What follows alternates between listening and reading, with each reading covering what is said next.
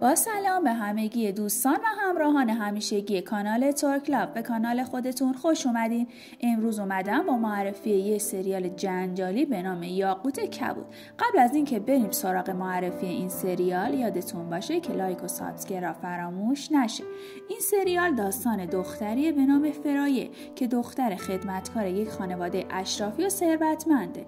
فرایه با پسر کوچیک این خانواده به اسم یامان یه رابطه عاشقانه و مخفی داره، اما یامان به دلایلی مجبور میشه با خواهر فرایه ازدواج کنه که ناگهان فرایه متوجه میشه از یامان بارداره و تصمیم به خودکشی میگیره. اما برادر یامان که به تازگی از خارج از کشور برگشته اون رو نجات میده و وقتی متوجه این موضوع میشه به فرایه پیشنهاد ازدواج میده تا فرایه بتونه بچهش رو به دنیا بیاره.